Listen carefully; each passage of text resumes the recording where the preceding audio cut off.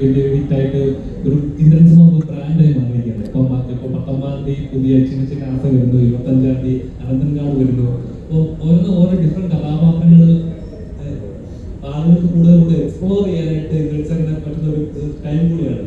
അപ്പോൾ അനന്തൻകാടിലെ കഥാപാത്രങ്ങൾ ഇവർ പറഞ്ഞു ചേട്ടൻ്റെ കഥാപാത്രം ഭയങ്കര ഇൻറ്റൻസീവ് ആയിട്ടുള്ള കഥാപാത്രമാണ്, ഇതിനെ കാണാത്തൊരു കഥാപാത്രമായി.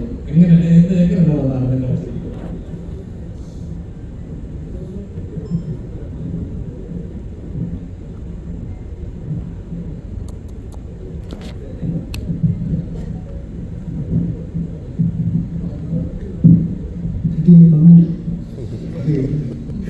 ഇതുപോലെ ഭാഗ്യത്തിന് ഇങ്ങനെ മുരളി സാറിനെ പോലെയൊക്കെയുള്ള ബന്ധമുണ്ടല്ലോ.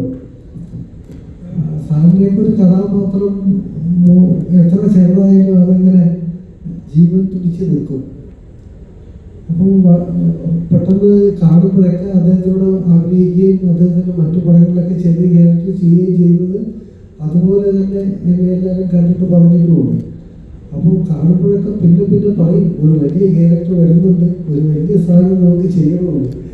അങ്ങനെ ചെയ്തതാണ് അനന്തൻകാട്. അത്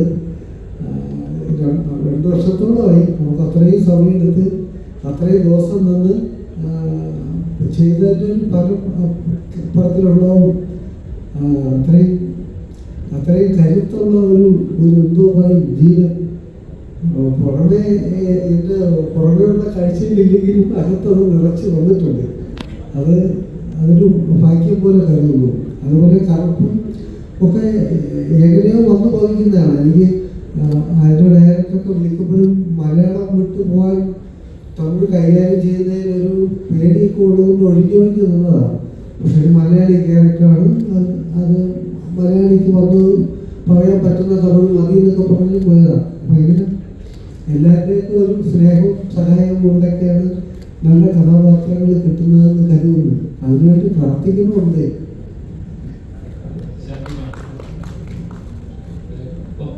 ഇതിലെ കഥാപാത്രം വളരെ ട്രെയിലർ കണ്ടപ്പോൾ ട്രെയിലർ കണ്ടപ്പോൾ തന്നെ പറയുന്നത് അതായത് ഇപ്പോൾ ഭയങ്കര ഇന്റൻസീവ് ആയിട്ടുള്ള കഥാപാത്രമാണ്. 3 സിനിമ നോർമൽ കരയാനും അല്ലെങ്കിൽ ഈ പറഞ്ഞ പോലെ പബ്ലിക് ഷോട്ട്സിന് മാത്രമല്ലാതെ സ്ട്രോങ് ആയിട്ടുള്ള കഥാപാത്രങ്ങൾ എക്സ്പ്ലോർ ചെയ്യുന്ന ടൈമാണ് മലയാളം സിനിമയിൽ ശരിക്കും. ഇപ്പോൾ ഈ കഥാപാത്രം കണ്ടു കഴിയുമ്പോൾ ശരിക്കും അങ്ങനത്തെ ഒരു കഥാപാത്രമായി ഫീൽ ചെയ്യുന്നു. ശരിക്കും എത്രത്തോളം ഡെപ്ത് ഉണ്ട് ഈ കഥാപാത്രം?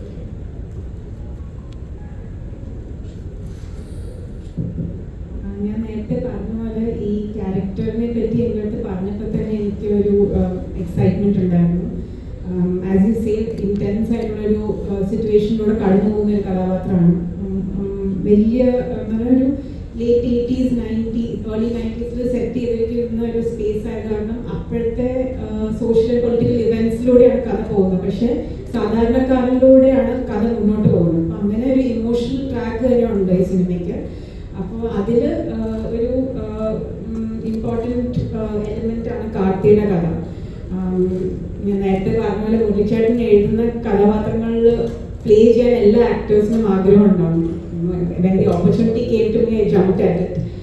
പിന്നെ ഇന്ദ്രൻ ചേട്ടൻ പറഞ്ഞ പോലെ എല്ലാ ക്യാരക്ടറും സ്ക്രീൻ സ്പേസ് എത്രയാണെങ്കിലും എല്ലാ ക്യാരക്ടറിനും ഒരു ഫുൾ ലൈഫ് ഉണ്ടാവും മുരളിച്ചേട്ടൻ്റെ ക്യാരക്ടേഴ്സിന്. അപ്പം കൃഷ്ണകുമാരായിട്ട് ഡയറക്റ്റ് ചെയ്യുമ്പോഴാണെങ്കിലും ആ ക്യാരക്ടർ എത്ര നേരം സ്ക്രീനിലുണ്ടോ എന്ന് നോക്കിയിട്ടല്ല ആ ക്യാരക്ടറിനെ ഡയറക്റ്റ് ചെയ്യുന്ന ഇമ്പോർട്ടൻസ് കൊടുക്കുന്നത്. അപ്പോൾ ആസ് എൻ ആക്ടർ അത് ഭയങ്കര ഫുൾഫില്ലിംഗ് ആണ്. അപ്പോൾ നമ്മൾ അധികം നേരം സ്ക്രീൻ ടൈം ഇല്ലെങ്കിൽ പോലും ആ ക്യാരക്ടറിനുള്ള ഇമ്പോർട്ടൻസ് കൊടുത്തിട്ടായിരുന്നു റൈറ്ററും ഡയറക്ടറും എൻ്റെ അടുത്ത് ഇടപഴകിയത്. അപ്പോൾ എനിക്കത് ഭയങ്കര ക്രിയേറ്റീവ്ലി ഫുൾഫില്ലിംഗ് ആയിട്ടുള്ളൊരു എക്സ്പീരിയൻസ് ആയിരുന്നു. വലിയൊരു പടത്തിൽ കുറേ നല്ല ആക്ടേഴ്സിൻ്റെ കൂടെയും ഭയങ്കര സ്ട്രോങ് ആയിട്ടുള്ള ഒരു ടെക്നിക്കൽ ക്രൂവിൻ്റെ കൂടെയും വർക്ക് ചെയ്യാൻ പറ്റിയത് ഭയങ്കര സന്തോഷമുണ്ട്. മലയാളികൾക്ക് എക്സ്പ്ലോർ ചെയ്യാൻ പറ്റുന്ന സ്ക്രിപ്റ്റ് തന്ന ഒരാളാണ് മുരളിച്ചേട്ടൻ. നമ്മൾ ഭയങ്കര ഇന്റൻസീവ് ആയിട്ടുള്ള കഥാപാത്രങ്ങൾ പ്രേക്ഷകരിൽ സൊസൈറ്റി നടക്കുന്ന കഥാപാത്രങ്ങൾ പോലും അല്ലെങ്കിൽ സൊസൈറ്റി നടക്കുന്ന കാര്യങ്ങൾ പോലും പക്കയായിട്ട് റിയാലിറ്റിയിൽ കൊണ്ടുവന്ന് ചെയ്യുന്നതായിട്ടാണ്. രണ്ടുപേരുടെയും കോമ്പോയിൽ ഒരു ചിത്രം പ്രതീക്ഷിക്കാൻ പറ്റും. ആക്ച്വലി എനിക്ക് അനന്തൻകാടിൻ്റെ excitement was as an actor. കാരണം I think acting is a space that is all my own. അപ്പോൾ റൈറ്റിംഗ് എന്ന് പറയുമ്പോൾ എപ്പോഴും ഞാൻ ഡൊമിനിക്കിൻ്റെ കൂടെ വർക്ക് ചെയ്തിട്ടുള്ളൂ. I see Dominic as a mentor because Dominic എന്നെക്കാളും ഒത്തിരി എക്സ്പീരിയൻസ്ഡ് ആയിട്ടുള്ള ഒരു റൈറ്ററാണ്. അപ്പോൾ എഴുത്തിൻ്റെ കാര്യം വരുമ്പോൾ I am still A baby എന്നുള്ള ഒരു ധാരണ എനിക്കുണ്ട്. മുരളിച്ചേട്ടനാണെങ്കിൽ അതിലും സീനിയറായിട്ട് ഉള്ള ഒരു റൈറ്ററാണ്.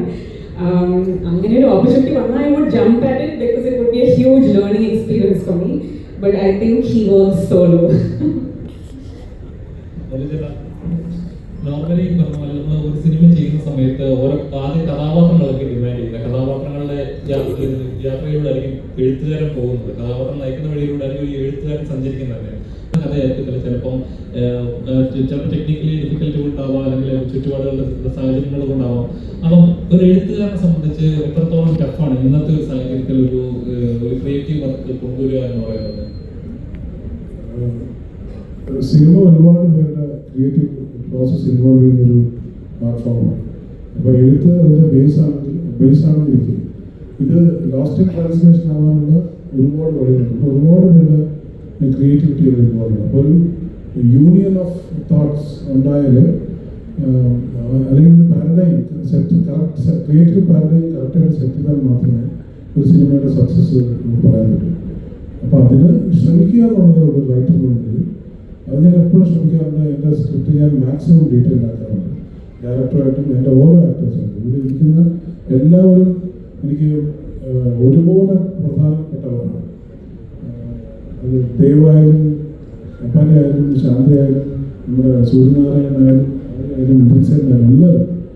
കാരണം അവരോടൊപ്പം ചിലവഴിക്കുന്ന ഈ സ്ക്രിപ്റ്റിനെ ബേസ് ചെയ്തിട്ടുള്ള ബ്രീഫ് കൊടുക്കുമ്പോൾ എടുക്കുന്ന എഫേർട്ടിലാണ് ഈ സിനിമയുടെ വിജയം വിശ്വസിക്കുന്നത്. പിന്നെ ഓഫ്കോഴ്സ് ഡയറക്ടറായിട്ടുള്ളത്.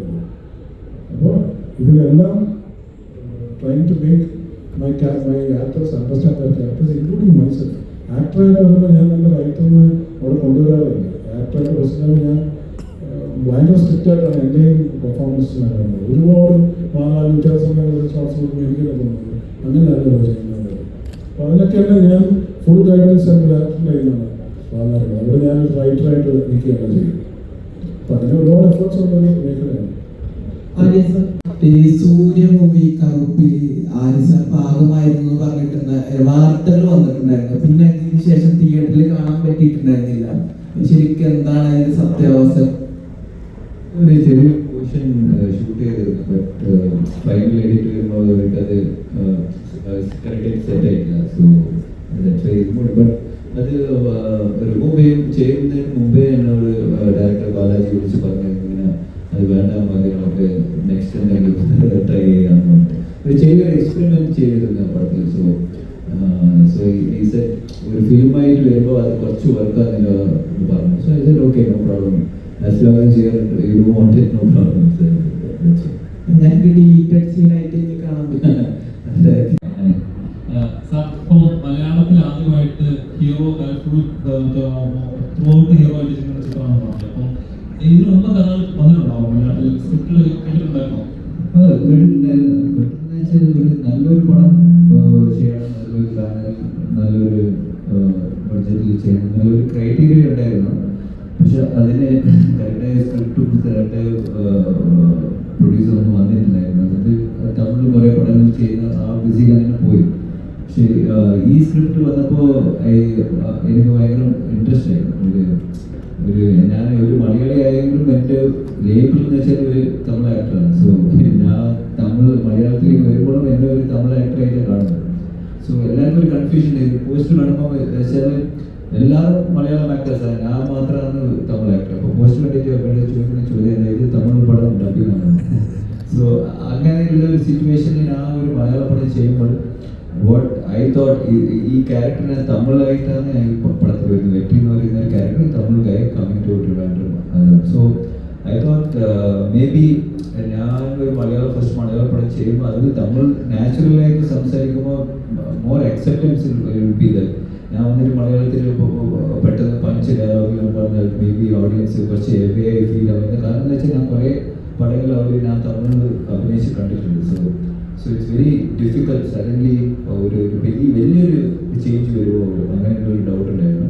സോ ബട്ട് ഇത് ഒരു ഓർഗാനിക് ആയിട്ട് ഈ സ്ക്രിപ്റ്റ് വന്ന് സോ അത് ചെയ്യുമ്പോൾ ഒരു കോൺഫിഡൻസോടുകൂടി ചെയ്യാൻ പറ്റി. മുരളി സാറിൻ്റെ സ്ക്രിപ്റ്റ് എന്ന് പറയുമ്പോൾ ഒരു വലിയൊരു ബഡ്ജറ്റ് ഒരു സ്ക്രിപ്റ്റാണ്, ഒരു വാസ്റ്റ് സ്കെയിലുള്ള ഒരു സ്ക്രിപ്റ്റാണ്. സോ ആ സ്ക്രിപ്റ്റ് പ്രോപ്പറായി ട്രാൻസ്ലേറ്റ് ചെയ്തെടുത്ത് ജയൻ കൃഷ്ണകുമാർ സാർക്ക് താങ്ക് യു. ബിക്കോസ് ആ ട്രാൻസ്ലേറ്റ് ചെയ്യുന്നത് അതാണ് main thing. So is done it. So very happy ഈ പ്രോഡക്റ്റിൻ്റെ ഔട്ട്പുട്ട് കണ്ടപ്പോൾ very happy. So very all excited. Tamil സിനിമകളിൽ ഒരുപാട് ഒരു മെജോറിറ്റി മൈനോറിറ്റിയെ സപ്രസ് ചെയ്യുന്ന ഒരുപാട് സിനിമകൾ നമുക്ക് കണ്ടിട്ടുണ്ട്. പിന്നീട് ഉണ്ടാകുന്ന സീൻസുകളൊക്കെ. അപ്പോൾ നമ്മൾ മലയാളത്തിലേക്ക് തങ്ങളുടെ ഒരു ഡെബ്യൂ എന്ന നിലയിൽ നോക്കുന്നത് എങ്ങനെയാണ് വെற்றி എന്ന കഥാപാത്രം എന്താ പറയുക അതിൽ നിന്നൊക്കെ ഒരുപാട് വ്യത്യാസപ്പെടുന്ന വെച്ചാൽ ഈ സ്റ്റോറി ആൻഡ് സ്ക്രീൻ പ്ലേ മാത്രമേ. ഇപ്പോൾ ക്യാരക്ടേഴ്സ് ഇതിന്റെ ഷെയ്ഡിലുള്ള ക്യാരക്ടർ ഞാൻ ചെയ്തിട്ടുണ്ടെന്ന് ചോദിച്ചാൽ മേ ബി ഒരു 20% 30% ഷെയ്ഡുള്ള ക്യാരക്ടറാണ്.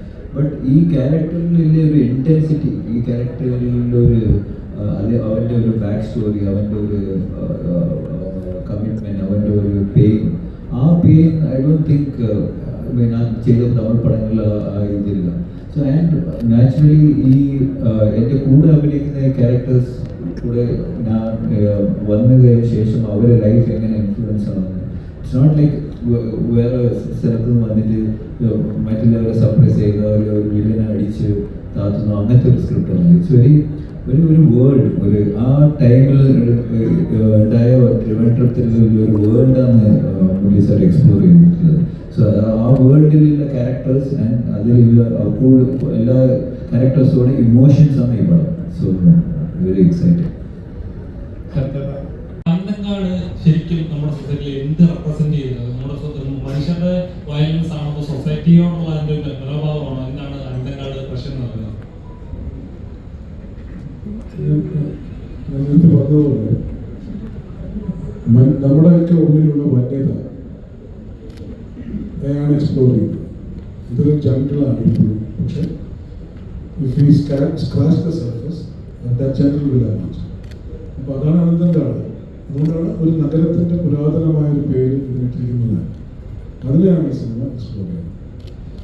ശരിക്കും നമ്മുടെ മലയാളത്തിൽ തന്നെ ഒരു സിനിമ ഇപ്പൊ ഇറക്കുക എന്ന് പറയുന്നത് സെൻസർ ബോർഡിൽ കടപ്പ കിടക്കുക എന്ന് പറയുന്നത് ചെറിയൊരു പ്രോസസ് അല്ലേ ഇപ്പൊ? അപ്പോൾ താങ്കളുടെ സിനിമകളിൽ നോക്കുമ്പോൾ എപ്പോഴും ഒരു ചെറിയൊരു ബുദ്ധിമുട്ട് ഫേസ് ചെയ്യാറുണ്ട്. ഈ സിനിമയിൽ അങ്ങനെ എന്തെങ്കിലും ഫേസ് ചെയ്തിട്ടുണ്ടായിരുന്നോ? അപ്പോൾ ശരിക്കും പറയാ നമ്മുടെ സെൻസർ ബോർഡിൽ ഇപ്പം പല നിയമങ്ങളും മാറ്റങ്ങൾ തരണം, അല്ലെങ്കിൽ ഒരു വ്യക്തിയുടെ സ്വാതന്ത്ര്യമാണ് ആ കല എങ്ങനെ പ്രസന്റ് ചെയ്യണം എന്നുള്ളത്. പലപ്പോഴും ഒരു കലാകാരൻ എപ്പോഴും അങ്ങനെ ഒരു ബുദ്ധിമുട്ടുകൾ ഫേസ് ചെയ്യാറുണ്ട്. ശരിക്കും അതൊക്കെ ഒരു മാറേണ്ട സമയം കഴിഞ്ഞില്ലേ?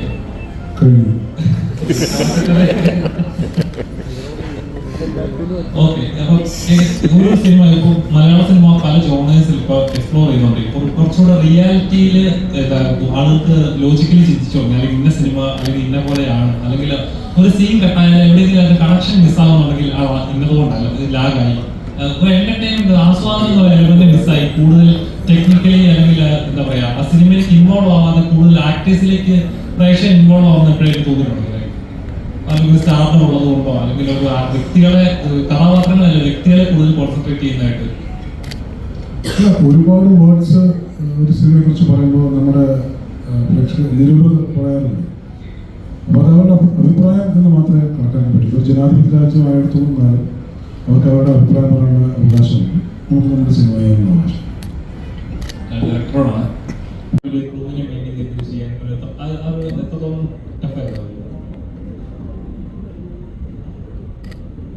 ഈ സിനിമ ഒരു പ്ലാനിങ് ഉണ്ട്. നമുക്ക് സ്ക്രിപ്റ്റ് ആകുമ്പോഴും ഇത് ഇങ്ങനെയാണ് എടുക്കേണ്ടതെന്നും ഇത്രയും അങ്ങനെയുള്ള കാര്യങ്ങളൊരു ടഫ്നെസ് ഉണ്ട്. പക്ഷേ അതൊക്കെ സിനിമയുടെ ഒരു ടെക്നിക്കൽ സൈഡിലുള്ള കാര്യങ്ങളാണ്.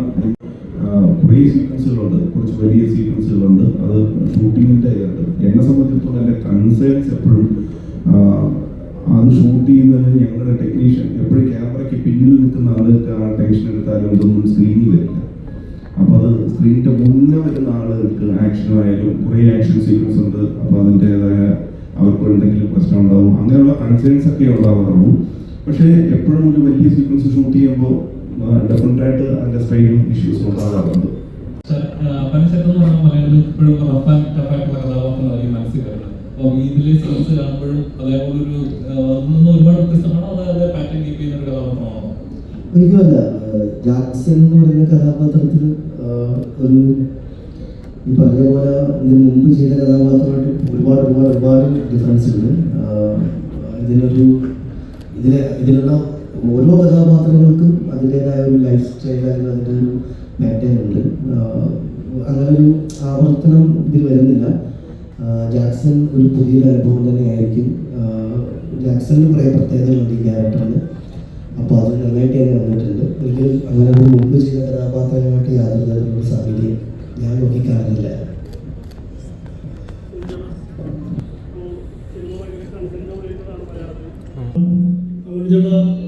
മലയാളത്തിൽ ഇപ്പോൾ കണ്ടന്റ് ഓറിയന്റഡ് സിനിമകളാണ് കൂടുതലുള്ളത്. ഉണ്ണിച്ചേട്ടൻ എല്ലാവരും വ്യത്യസ്തമായിട്ട് മനസ്സിൽ പറയാനുള്ള കാര്യങ്ങൾ വെട്ടി തുറന്ന സിനിമകളിൽ പറയുന്ന ആളാണ്. ഇപ്പോൾ ഒരുപാട് സെൻസർ ഇഷ്യൂ കാര്യങ്ങളൊക്കെ ഉള്ളതാണ്. ഉണ്ണിച്ചേട്ടൻ ഇപ്പോൾ കഥകളൊക്കെ എഴുതുമ്പോൾ അല്ലെങ്കിൽ ആശയങ്ങൾ പറയുമ്പോൾ ഇപ്പോഴത്തെ സാഹചര്യത്തിൽ അത് പറയാൻ പറ്റുന്നുണ്ടോ? അനന്തങ്ങാടിൽ അതുപോലത്തെ കാര്യങ്ങൾ പറയാൻ പറ്റിയിട്ടുണ്ടോ? അത് ആലോചിച്ച് എഴുതാതിരിക്കാൻ പറ്റില്ല.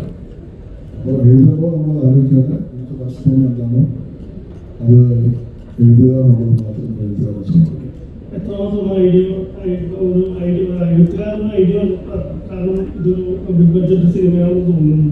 അപ്പോൾ അത് എഴുതുമ്പോൾ അത് കട്ട് ചെയ്യപ്പെട്ട അത്രയും വേസ്റ്റാണ്. അപ്പോൾ എത്രമാത്രം ചിന്തിച്ച് ഐഡിയ വേണ്ടി സിനിമയിൽ അങ്ങനെയുള്ള കാര്യങ്ങളുണ്ടോ?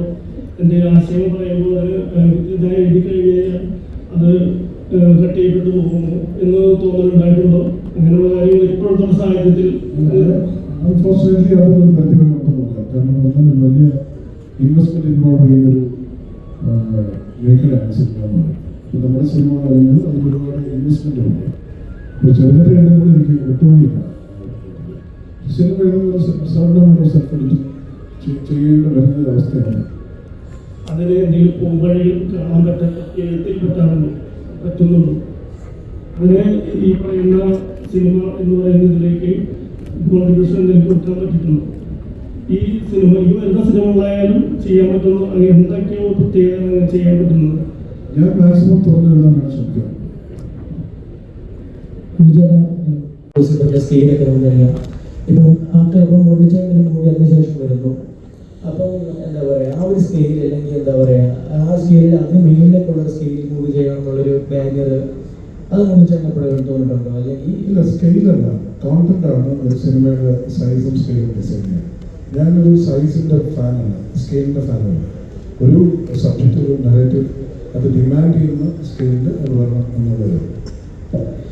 ഓൾസോ ഇപ്പം ചെയ്യാൻ നോക്കുവാണെങ്കിൽ അതിന് നല്ലൊരു പൊളിറ്റിക്സ് ഉണ്ടായിരുന്നു, അല്ലെങ്കിൽ എന്താ പറയുക ഒരു ലാൻഡ്സ്കേപ്പിൽ അവിടെ നടക്കുന്ന കുറേ കാര്യങ്ങൾ. അപ്പോൾ ഇതിലേക്ക് വരുന്ന സമയത്ത് എന്തായിരിക്കും ഇതിൻ്റെ ഒരു ത്രെഡ് വരുന്നത്, അല്ലെങ്കിൽ എന്താ പറയുക എന്തായിരിക്കും അവിടെ നടക്കാൻ പോകുന്നത്?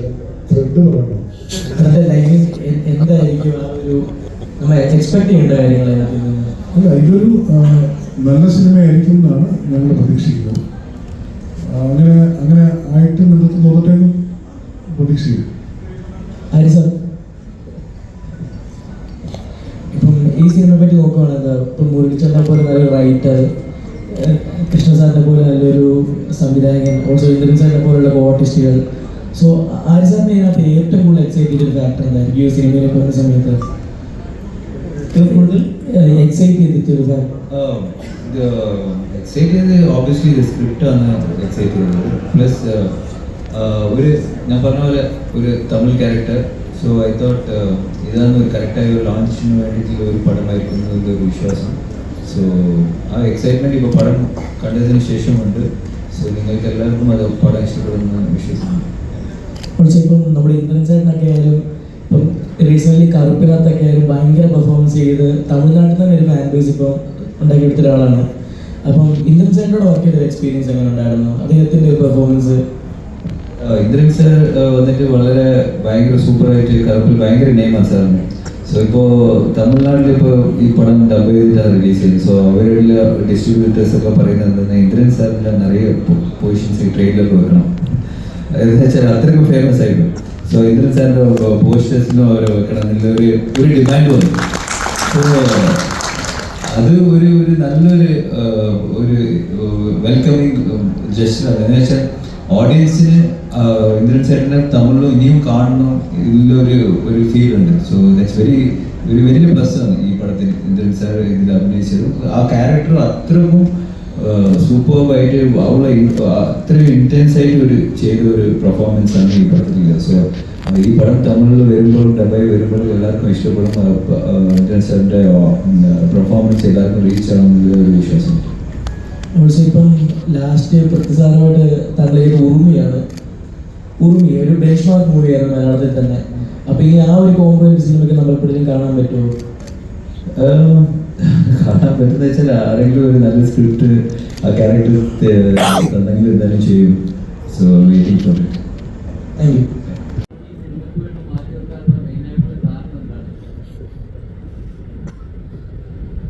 നല്ല മരുന്നാവും തോന്നി. നമ്മൾ കവിനെ പറ്റി പോലെ ഇരുന്ന് കൊടുത്താൽ അവരത് ഇടിച്ചു നിറച്ച് കൊളുത്തി വിട്ടുള്ളൂ. അതുപോലെയാണ് നമുക്ക് ചെയ്യാൻ അത്രയ്ക്കേ ഉള്ളൂ. അപ്പോൾ അത്രയും നന്നായിട്ട് വിജയൻ കൃഷ്ണമാർക്ക് ഒരുപാട് സമയമെടുത്താൽ ചെയ്യുന്നത്. അദ്ദേഹം മിക്കവാറും സീനിലേക്ക് നമ്മളോട് അഭിനയിക്കാൻ കൂട്ടത്തിൽ ഞങ്ങളൊരു ഗ്രൂപ്പാണ്. അപ്പോൾ മുരളി സാറും കാണും. ഷോട്ട് കഴിയുമ്പോഴത്തേക്ക് മുരളി സാറിൻ്റെ മുഖത്തേക്ക് നോക്കും. അദ്ദേഹം വേറെ എവിടെയെങ്കിലും നോക്കിക്കൊണ്ടിരിക്കും. അപ്പോൾ എന്തെങ്കിലും വശങ്ങൾ ഇവർ തമ്മിൽ എന്തെങ്കിലും മോഹലക്ഷണമൊക്കെ ചിലപ്പോൾ ജിയലിനെ അറിയാതിരിക്കും. പിന്നെ ഒന്നുകൂടെ എടുപ്പിക്കും. അങ്ങനെ അത് നന്നാക്കിക്കോളും. അത് അത്രയും നമുക്ക് ആർട്ടിസ്റ്റുകൾക്ക് വിശ്വാസമുള്ള ഗ്രൂപ്പാണെങ്കിൽ അത് വിഷയമല്ല. നേരത്തെ പറയുന്ന ദിവസം കൊണ്ട് ആരും നമുക്ക് പറ്റിക്കാതെ വേറെ കമ്മിറ്റ് ചെയ്യാതെ നിൽക്കാമല്ലോ. അതുകൊണ്ട് വിശ്വാസമുള്ളത് കൊണ്ട് നിന്നതാണ്. എനിക്ക് പിന്നെ അവർ നല്ല ക്യാരക്ടർ കിട്ടുന്നതല്ലേ ബുദ്ധിമുട്ട്. സിനിമ പലതും പല കഥാപാത്രങ്ങളും കിട്ടും. പക്ഷേ ഇതേപോലെ എല്ലാവർക്കും നമുക്കും ഒന്ന് ഓർത്ത് കിടന്ന് ഒന്ന് ആലോചിച്ച് രസിക്കാൻ പറ്റുന്ന കഥാപാത്രത്തിന് വേണ്ടി ആകുമ്പോൾ അങ്ങനെ നിൽക്കുന്നതിന് ഉത്സാഹമേ ഉള്ളൂ.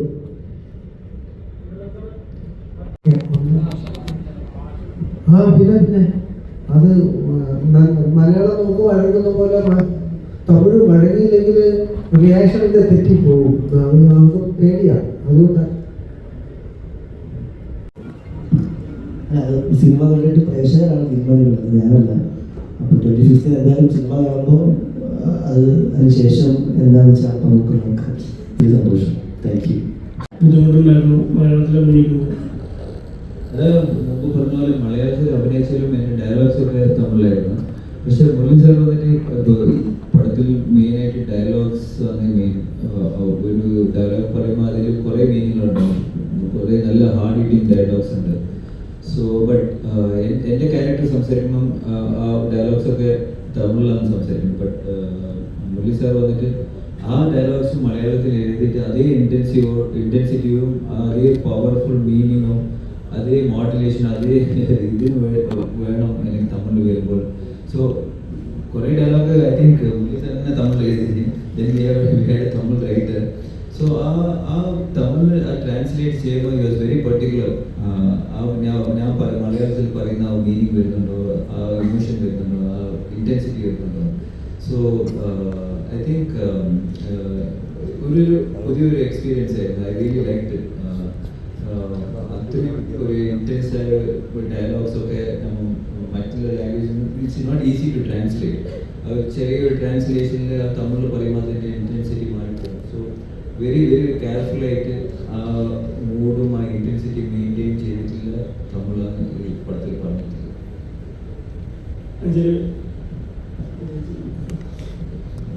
ചേട്ടൻ ഒരു ഭയങ്കരമായ ഡയലോഗുകളൊക്കെ ആയിരിക്കും എഴുതിയിരിക്കുക. എങ്ങനെ എന്തായിരുന്നു പറ്റും പറഞ്ഞില്ല? തങ്കൻ എൻ്റെ ചന്ദ്രികയെ വളരെ സ്വീറ്റ് ആയിട്ടാണ് ട്രീറ്റ് ചെയ്തത്. ഞാൻ ശരിക്കും ആസ്വദിച്ച് ചെയ്തൊരു കഥാപാത്രമാണ്. മൂറോതായിട്ട് ഇപ്പം തമിഴിൽ ഏറ്റവും ഒഴിവ് ചെയ്ത ചിത്രം അല്ലെങ്കിൽ റിലീസായ ചിത്രം ചിത്തയാണ്. സോ ചിത്തയ്ക്ക് ശേഷം തമിഴിലൊക്കെ നല്ലൊരു ക്യാൻവാസിലുള്ള അനന്തൻ ചെന്നെത്തുന്നു. അതിനൊരു ഭാഗത്താവുന്നത് തന്നെ ഏറ്റവും വലിയൊരു കാര്യമാണ്. So happy to be that team. ശരിക്കും പറഞ്ഞു കഴിഞ്ഞാൽ വിടുതലയിൽ തമിഴ് സിനിമയൊക്കെ ഇറങ്ങിയപ്പോൾ ശരിക്കും പറഞ്ഞു കഴിഞ്ഞാൽ ഈ സിനിമകളിൽ വരുമ്പോൾ ഒരു നാട്ടിൽ അല്ലെങ്കിൽ കാടുമായിട്ടുള്ള പ്രശ്നങ്ങളൊക്കെയാണ് ശരിക്കും ടീം. അതുപോലത്തെ ഒരു ജോണാണോ ശരിക്കും സിനിമ? അതായത് വിടുതല മൂവി പോലെയൊക്കെ പൊളിറ്റിക്സ് ഒരു പാർട്ടാണെന്ന് മാത്രമേ. ഇബ്രാഹിം പറ്റി എല്ലാവരും പറയുന്നുണ്ടായി. 100ഓളം സിനിമകളിൽ തുല്യെടുത്ത ജീവിതമാണ് ശരിക്കും പറയുന്നത്. എങ്ങനെയാണ് ഈ ഒരു ജേണിനെ നോക്കിക്കണ്ടത് സാറിന്റെ പെർസ്പെക്റ്റീവിൽ നിന്ന്? ഞാൻ പറഞ്ഞല്ലോ, എനിക്ക് ഏറ്റവും ഇഷ്ടമുള്ള ആൾക്കാരുടെ മനസ്സിലാക്കുന്നത് എനിക്ക് ആത്മബന്ധമുള്ള എൻ്റെ ജ്യേഷ്ഠ സഹോദരൻ ആ രീതിയിലാണ്. പിന്നെ നമ്മളൊക്കെ സിനിമ കാണുന്നതിന് മുമ്പ് സിനിമയിൽ പ്രവർത്തിച്ചു തുടങ്ങിയിട്ടുള്ള ഒരാളാണ്. അപ്പോൾ അദ്ദേഹം സിനിമയുടെ ചരിത്രത്തോടൊപ്പം സഞ്ചരിക്കുന്ന ഒരാളാണ്. ഗ്രേറ്റ് ആയിട്ടുള്ള ഒരു മനുഷ്യൻ. അപ്പോൾ അദ്ദേഹം എനിക്ക് എൻ്റെ കൂടെ വർക്ക് ചെയ്യുന്നതോട് എനിക്ക് വളരെ അഭിമാനമുള്ള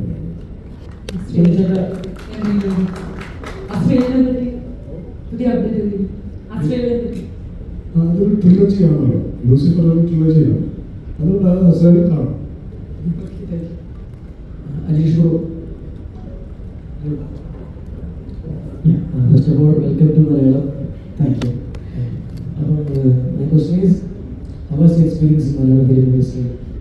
It's very nice.